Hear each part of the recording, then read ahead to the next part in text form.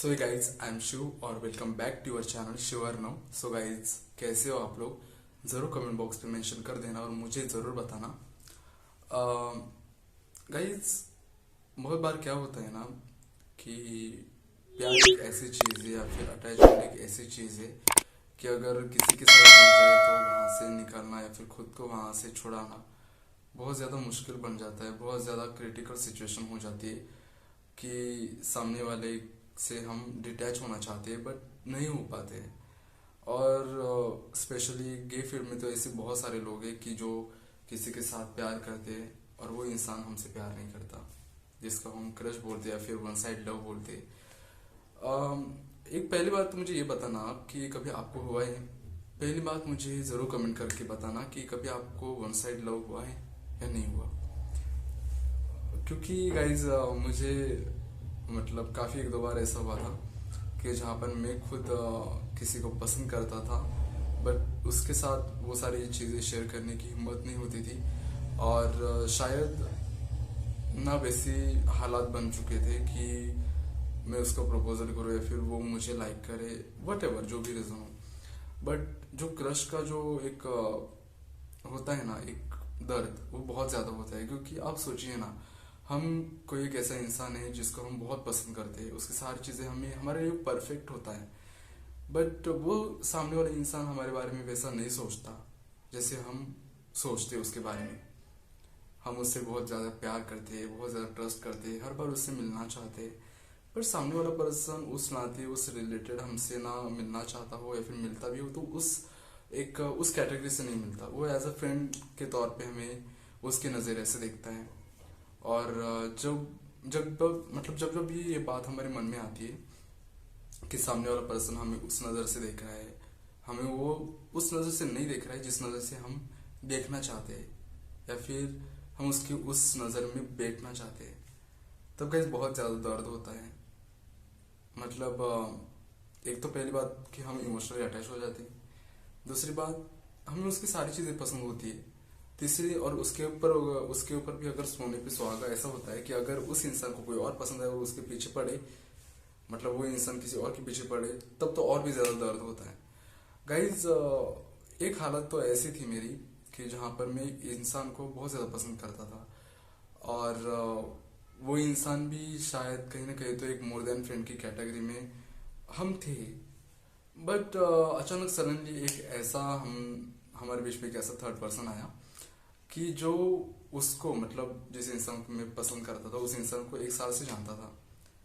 तो ऑब्वियसली जो सामने वाला पर्सन है वो एक बात तो ज़रूर सोचेगा कि फॉर एग्जांपल मैं हूँ उसके लिए, तो मैं बस कुछ दिनों का आया हुआ हूँ, मतलब उसका दोस्त बना हुआ हो।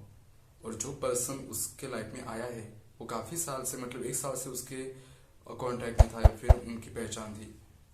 अब गाइस हुआ ये था कि मैं किसी और को पसंद करता था और वहाँ तक कि हमारी बात गई ही नहीं। मतलब मैं उसको एज ए रिलेशनशिप के तौर पे नहीं पसंद करता था, जस्ट लाइक एक बस एक फ्रेंड के नाते से, ज़्यादातर शायद मोर देन फ्रेंड के नाते से मैं उसे पसंद करता था। और वो सारी बातें मैंने उसे बता दी कि मतलब क्योंकि हमेशा वो ना मेरे सामने एक सवाल रखता था कि तुम मुझे किस नज़र से देखते हो।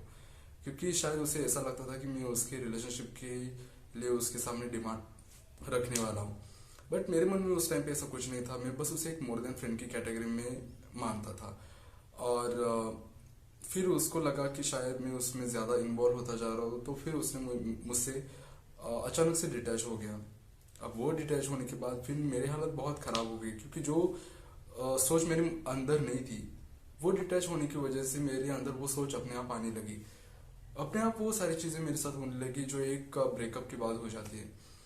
फिर उसके बाद कुछ दिन बीत गए, फिर मेरा एक फ्रेंड था, मैं उसका नाम नहीं लूँगा। फिर वो फ्रेंड मेरे लाइफ में आ गया और इवन वो यही सेटल हो गया मेरे साथ। मतलब नियर बाई उसने रूम देखी थी तो वही सेटल हो गया उसकी स्टडी की वजह से। तो फिर हम डेली हमारी बातचीत होने लगी मेरे उस फ्रेंड के साथ। फिर एक दिन ऐसा आया कि मुझे पता चला कि जिस लड़के को मैं पसंद करता था वो लड़का इस फ्रेंड का भी काफ़ी पुराना फ्रेंड है। तो ये जान के मुझे बहुत आश्चर्य लगा। और फिर उसके बाद उन दोनों में मिलना जुलना स्टार्ट हुआ। एक दिन ऐसा आया था वैलेंटाइन डे का दिन था वो। एक दिन ऐसा आया कि मैं बस मेरे दिमाग में कुछ नहीं था उसके बारे में और मैं ऐसे ही चला गया उसके रूम पे मेरे फ्रेंड के। और जैसे मैंने मतलब उसने मुझे कॉल करके बताया कि शिव तेरे लिए सरप्राइज है। तो मैंने सोचा कि सरप्राइज है, ऐसा कुछ रैंडम सरप्राइज होगा, मैंने ज़्यादा सोचा नहीं।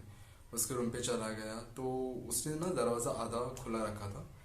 तो मैंने उसको बोला कि दरवाजे पे क्यों खड़ा है, मुझे अंदर तो आने दे। फिर उसने धीरे धीरे करके दरवाज़ा खोला और मैं अंदर आ गया। अंदर आने के बाद मैंने सामने देखा तो वो इंसान था जिस इंसान को मैं पसंद करता था। आप सोच सकते हो गाइस, उस टाइम पे मेरी मतलब पैरों तले जमीन खिसक गई थी। मैं मतलब कुछ टाइम के लिए मैं पूरा होल्ड हुआ था, पूरा अंदर की मेरे मतलब दिमाग बंद हुआ था। सामने तो सब कुछ चल रहा है पर मैं पूरा का पूरा ब्लाइंड हुआ था, मुझे क्या बोलना है क्या नहीं मुझे समझ में ही नहीं आ रहा था। फिर मुझे वहां पर जरा अनकंफर्टेबल लगने लगा उन दोनों को साथ में देख के। फिर मैं वहां से निकल आया और निकल आने के बाद मैं पता नहीं पर मेरे आंखों से अपने आप आंसू आने लगे, मैं बहुत रोया उस टाइम पे। और फिर मेरे उस फ्रेंड ने उसको बताया कि शायद वो तुझे पसंद करने लगा था ऐसा वैसा, तो उसके साथ अचानक से डिटैच हो गया, ये नहीं होना चाहिए था तुझे। मतलब ये सारी चीजें होती गाइस, मुझे पता नहीं आपको मैं ये सारी चीजें क्यों बता रहा हूँ, बट मतलब ऐसी बात मन में आ गई। शायद आप भी ऐसी हालातों से कभी कभार तो गुजरे होंगे कि आप किसी और को पसंद करते और वो इंसान आपको पसंद नहीं करता और आपको बार बार उसके बारे में वही इंफॉर्मेशन आती है, या फिर कोई एक ऐसा पर्सन है जो जिसके पीछे वो लगा है। सपोज अगर ये है और मैं हूँ, मैं इसे बहुत पसंद करता हूँ और ये इसके पीछे लगा है और ये इसके बारे में, ये पर्सन इसके बारे में मुझे बार बार बता रहा है, वो आने वाला है, वो मिलने वाला है, उसने ऐसा किया उसने वैसा किया। गाइज आप सोच नहीं सकते उस टाइम पे मेरी मतलब मुझे एक तरफ से गुस्सा आ रहा था, एक तरफ से बुरा लग रहा था, मिक्सिंग। तो गाइज मिक्सिंग सिचुएशन होने के बाद इंसान काफी ज्यादा कंफ्यूज हो जाता है जिन चीजों के ऊपर उसे फोकस करना चाहते हो, मतलब जिन चीजों के ऊपर उसको फोकस करना चाहिए वो चाह कर भी नहीं कर पाता है। तो गाइज मतलब पता नहीं, बहुत हालत खराब होती है। वैसे देखा जाए तो मुझे लगता है इस टाइम पे इंसान को सबसे ज्यादा शांत रहना चाहिए और उन चीजों के बारे में सोचना चाहिए जो उसके ऑपोजिट हो। और मैंने भी अभी मतलब उस टाइम पे शायद वैसा ही किया था कि अगर मुझे उस बारे में अगर मतलब उसके बारे में अगर मन में ख्याल आता था तो मैं अपोजिट चीजें सोचता था और कुछ देर के लिए मेरा वो दिमाग शांत हो जाता था। तो गाइज मुझे नहीं पता इस बारे में और ज्यादा मैं इसके लिए नहीं बोल पाऊंगा, बट आप क्या सोचते हो इस बारे में और क्या सजेशन दे सकते हो आप इस चीज के लिए, इस एहसास के लिए, मुझे जरूर कमेंट कर देना। इससे बाकी लोगों की भी शायद हेल्प हो जाएगी। गाइस मन की बात थी तो इसलिए आपसे बात की। आई होप सो ये वीडियो आपको अच्छा लगा तो जरूर चैनल को लाइक शेयर सब्सक्राइब जरूर कर देना। फिर से मिलेंगे इंटरेस्टिंग वीडियो एंड ब्लॉग के साथ, तब तक आप हमेशा हंसते रहिए, मुस्कुराते रहिए, दूसरों को खुश रखिए। So be happy and always keep smiling. Bye bye.